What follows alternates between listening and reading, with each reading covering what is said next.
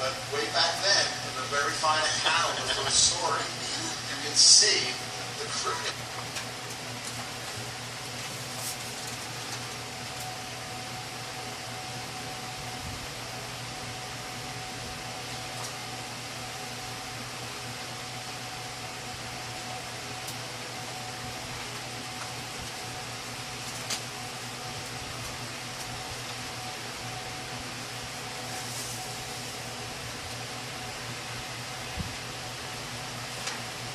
Of it, you can see the early Kirby style taking shape.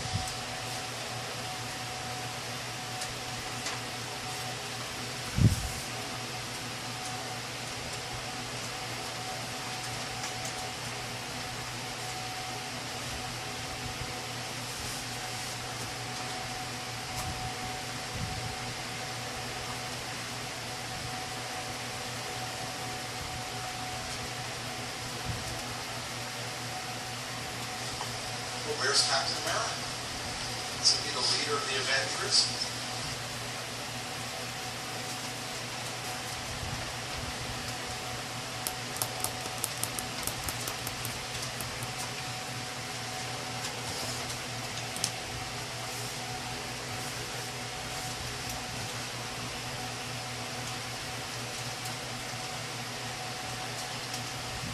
Right after this issue appeared, of course, President Kennedy was shot.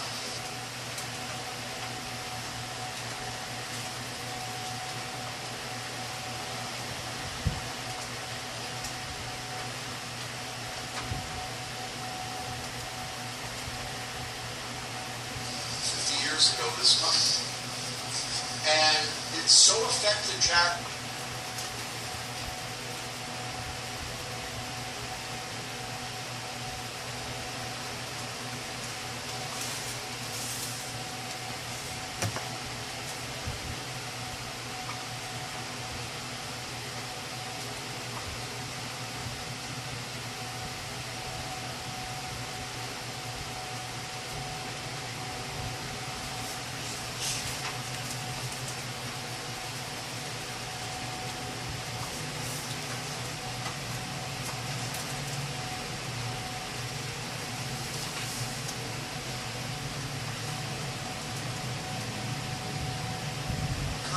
Recent articles, the Jack Kirby Collector, have talked about this.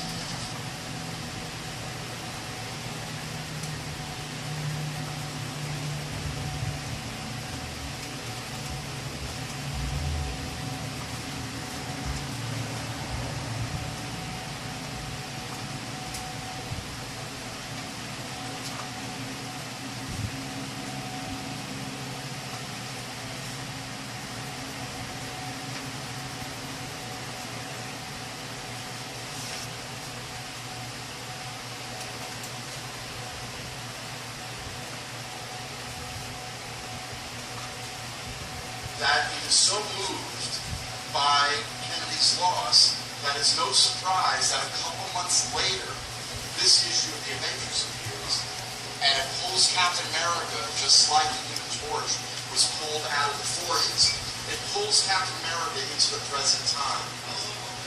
Now, Captain America, the last we saw of him, he made it into the 1950s, but he was no longer fighting Nazis. He was now a commie smasher.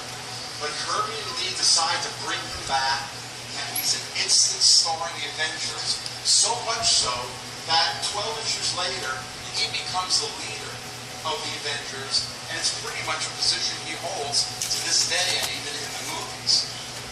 Right after he becomes leader of the Avengers, he's given his own series in the team-up comic, where you had two separate features that Marvel did in the mid-60s.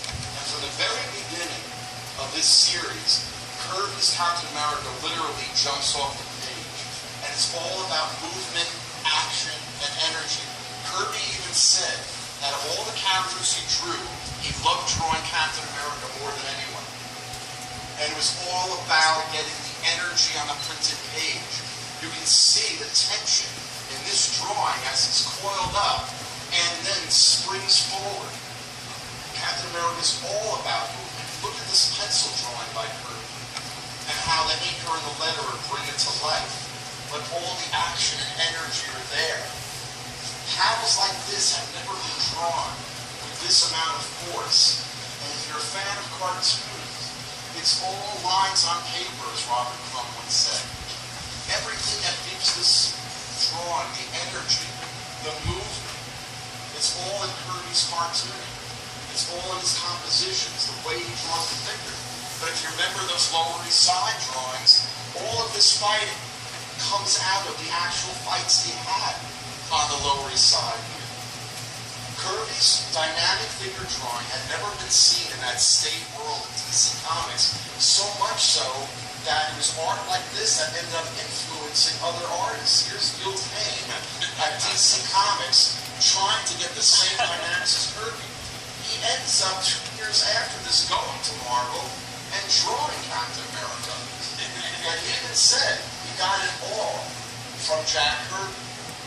And Kirby himself said that he designs fight scenes like violent ballets.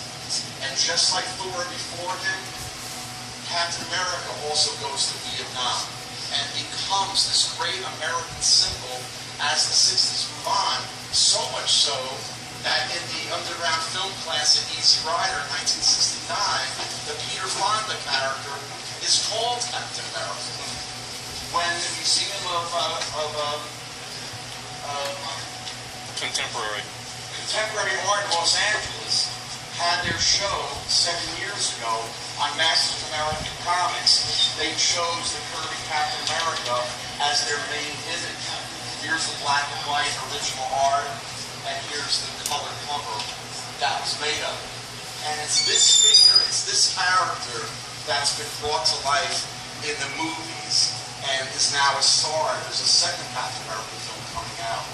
And why he is the de facto leader of the Avengers.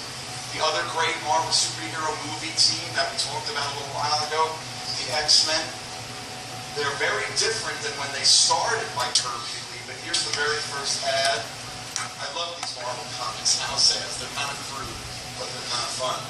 But there's X-Men #1. And as the series developed, look at this villain they have, Magneto. Now you might know Magneto,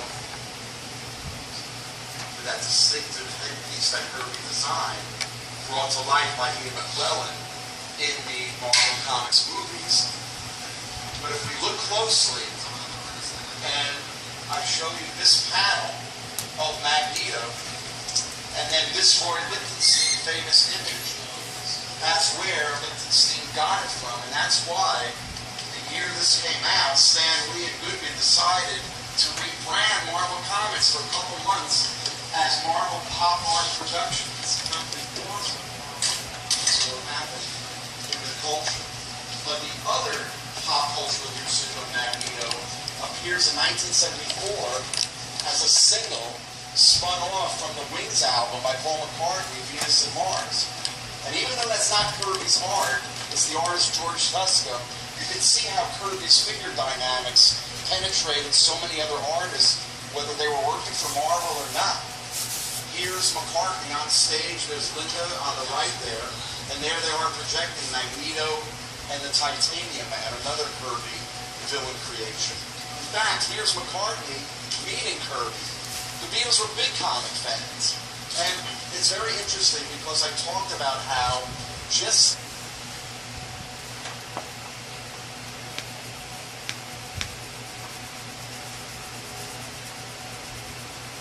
like the Lennon-McCartney team were a 50-50 partnership from the very beginning. That's how Lee and Kirby worked, except it was not on paper.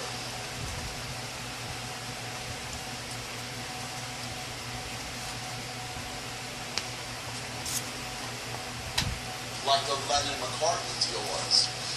And yet at the same time, it was just like the Beatles did for rock and roll in the 1960s.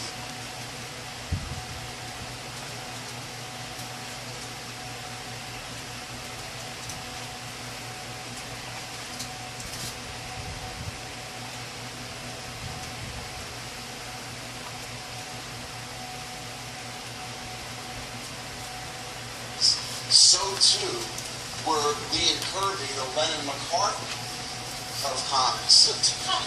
Now, this is a spread from my book, The Silver Age, and the reason why I call it this is that, again, if you've read your comic history closely, right before issue 1 of the Fantastic Four was to hit the stands, Martin Goodman didn't like the name Stan Lee chose. It wasn't the Fantastic Four, it was the Fabulous Four. And he thought it was a little too fake, so he said, Stan, can you change it? Right before it went to press, it got changed to Fantastic Four. Had Goodman not interfered, they would have been the first Fab Four 3 years before the Beatles. And by 1965, the Fantastic Four were the leaders of the Marvel Comics universe. This was an epic annual that featured the wedding of Sue and Reed. In comics, characters never married. They weren't visible. This was all part of the Marvel Comics revolution. But only a Jack Kirby could have drawn in 1965 a scene like this. And out of all of these characters, it was Captain America that was chosen to take Marvel Comics the next leap forward into media when in 1966, in the wake of the Batman TV show, they appeared on TV. And here's an ad, and you can see that it's Kirby's Captain America. This image was actually taken from the 1940s that is leading the way. By 1966, Kirby's on top of the world with Lee of the Marvel Comics universe. They're starting to outsell industry leader DC Comics, who was like the Coca-Cola of the time. All those comic books had logo boxes that even if Kirby wasn't drawing the character inside, it was his version of the characters that became the Marvel Comics icons. And then in the merchandising that started to happen in 1965 and 66, it's all using Kirby's artwork and Kirby's characters. You have t-shirts that are being sold. Pretty much, with the exception of Steve Ditko, all the artwork here for early Marvel merchandising was Jack Kirby's work. Here's the announcement for the Merry Marvel Marching Society that Lee came up with, but using a Kirby character. There's the stationery, using the things. But it's the words of Stan Lee. It's his jovial nature. It's the salesmanship. It's Uncle Stan. It's making all the readers feel like they were part of the comics company that is attributable to the idea that Lee is the creator of Marvel Comics. It was the words literally coming out of Lee's mouth that helped ensure, because Kirby was soft-spoken and let his artwork speak for him, that is primarily responsible for why Lee ended up becoming the face of Marvel Comics. Years later, he was illustrated literally to be the face of Marvel Comics. And you would think, looking at this image, that Lee is also the artist, that he created these visual icons that made these characters. A couple of years later, in one of his first media appearances at Carnegie Hall, the artist Herb Trimpe drew this image, which is a little bit more of the real story of the creation of the Marvel Comics characters, because it's not so pure and simple. It's more complicated. And the reason why it's more complicated is because Jack Kirby, the artist, is the de facto co-creator of these characters, not purely Stan Lee. And that's why we'll talk about in part 2 of this presentation, how I created the alternate theory of comics with Rand Hockney, and why we have to talk about who is really the auteur of the Marvel Comics universe. So thanks, guys. We can take a break, and we'll come back